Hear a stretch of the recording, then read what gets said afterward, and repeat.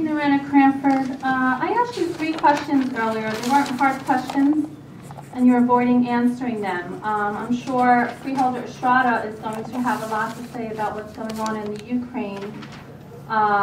He's finding fault with their president there and freedom of speech. But I get 5 minutes to stand here and speak. But if I go over that 5 minutes, your armed guard is going to throw me out.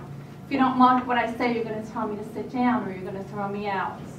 It goes both ways. This government is just as broken. I mean, you push it as far as you can. You might not be able to throw me in jail for what I say, but you can sit there and spend my money and not answer for it. I asked you a simple question about a firm you're hiring for your grants, some of your grant writing. You approved $30,000 to them, and you couldn't answer that simple question, which tells me the 9 of you voted on something that you have no idea what you voted on. You have no idea. That should be illegal. It's definitely unethical. I asked you about the Union County Alliance. You've given them $250,000 tonight. $250,000. I asked you simple questions. You did not answer them. That should be illegal. I also asked you about the position controls, which was deceitful. I explained how I sat through the agenda meeting and watched all the county department heads present their resolutions, except for the county manager. He did not present the one resolution he had on the agenda. And the resolution is changing up your structure. You're either adding a department, you're adding employees, you're switching people around. Who knows how much money it's costing? But you don't answer. So I could stand here and speak about it, but you're not answering me. That does not make you a model government.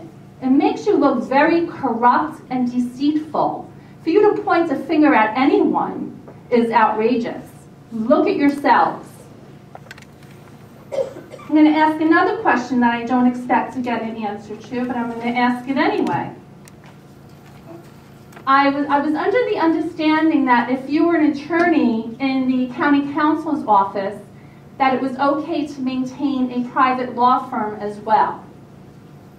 You now have Norm Albert, who is now the Director of Administrative Services. He's no longer in the county counsel's office, but he still maintains a private law practice. What is your procedure on that? How do you have a full-time director making a full-time salary, and full-time government salary? That means you're required to work 40 hours a week. Full-time in the real world, by this way, today, it's like 60 hours, upwards of 50 hours. The norm is 60 hours in the real world. So how do you okay a full-time director to also maintain a law firm? How is that okay? So those are 4 questions. I asked them earlier. I stood here. I took time out of my busy life to come here and participate in my government, ask my government questions, and I don't get answers. And I want people at home to know that. Talking about, I don't know how much money. It's hard to wrap your minds around how you people spend money and you don't answer for it. And I'm sure you're all going to go on later, or at least I know Freeholder Estrada is going to go on about the Ukraine and how they're bad, terrible people, and yes, they are. But you are no better. You push it as far as you can go. You're a terrible government body. Corrupt. You are corrupt. Morally corrupt. Thank you for your comments. Any other comments from the public? Seeing none, I'm going to close that portion.